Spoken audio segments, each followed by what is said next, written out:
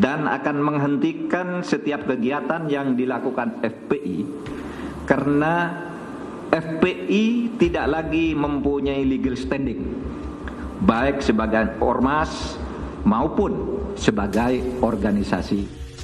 FPI menjadi ormas terlarang merupakan topik pembicaraan di banyak tempat beberapa saat yang lalu di penghujung tahun 2020.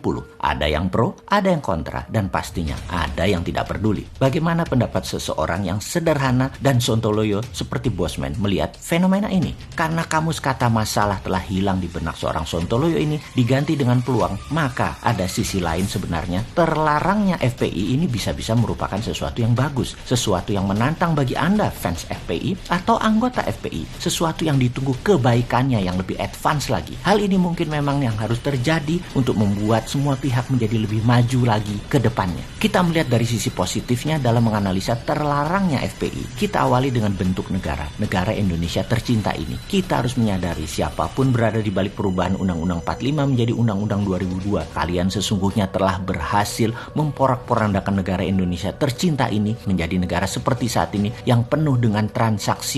Sungguh, yang sudah terjadi hampir 20 tahun belakangan ini, bernegara selalu tidak pernah stabil, selalu goyang. Karena libido politik berkuasa banyak pihak. Hal ini terjadi karena untuk mendapatkan kekuasaan parlemen menjadi sangat kuat pengaruhnya. Partai politik menjadi pengendali terlalu kuat bernegaranya. Selamat sekali lagi kepada kalian yang melakukan inisiasi perubahan tersebut dan menjalankannya. Sehingga salah satunya hilangnya fungsi musyawarah di sila keempat Pancasila. Juga karena perubahan Undang-Undang 2002 tersebut juga hilangnya pagar pengawal Nusantara yaitu TNI Polri dari parlemen. Sehingga anggota TNI Polri yang sudah tidak bisa memilih suaranya tidak ada juga di parlemen. Ini juga karena Anda yang merubah Undang-Undang 45 jadi Undang-Undang 2002 tersebut. Negara menjadi negara transaksional karena menganut voting right dan popular vote murni. Parlemen dan pemilihan kepala daerah dan kepala negara menjadi tempat transaksi, berdagang, dagang suara, dagang kepentingan. Yang pasti efek ini semua merubah bentuk negara, berubah dari presidensial menjadi parlementer. Oke, mungkin banyak yang tidak setuju dengan pernyataan Bosman ini, bahwa bentuk negara saat ini adalah dari presidensial berubah menjadi parlementer. Namun izinkan saya menjelaskan dari sisi lain, yaitu dengan threshold 20% untuk pemilihan calon presiden, itu adalah ciri parlementer, di mana parlemen dipilih dulu, mengendalikan dulu, baru bersama-sama mencalonkan presiden. Kalau suara mereka lebih dari 20% di parlemen, mereka bisa mencalonkan sendiri calon pemimpin mereka. Di sini calon presiden sangat terseleksi karena harus melalui mekanisme partai. Calon bagus tak berpartai, tidak ada akses masuk ke partai dan tidak mau negosiasi kepentingan partai, ia akan terus menjadi di luar sistem bernegara parlementer ini. Kalau tidak ada yang 20% partai mendapatkan suara parlemen, maka partai bergabung, berkonsolidasi sehingga calon bisa dipasangkan dan diajukan. Pemilihan yang parlemen terlebih dahulu dan presiden menggunakan threshold jumlah parlemen adalah ciri bentuk bernegara parlementer, parlemen pengendali. Jadi versi Bosman, bentuk pemerintahan Indonesia saat ini sejak 2002 adalah parlementer. Sehubungan dengan hal itu, dengan kekuatan pendukung yang fanatik serta kuat, maka saudaraku FPI yang sekarang ormasnya menjadi terlarang, saya atas nama pribadi mengajukan usulan,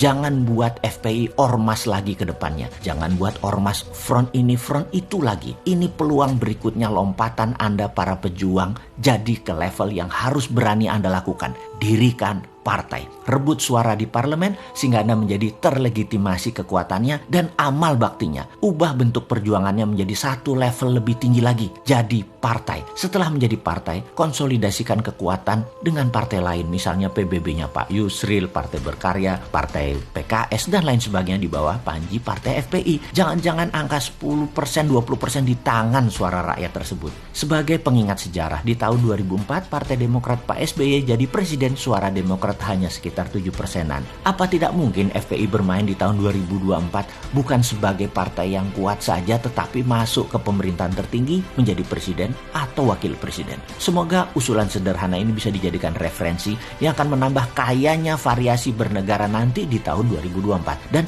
bagi cebonger, informasi seperti ini jangan dibilang Sontoloyo ini kadrun ya. Sontoloyo ini ya Sontoloyo, mazhabnya sendiri. Sontoloyo mah seperti yang kalian katakan, hanya tukang jualan gorengan.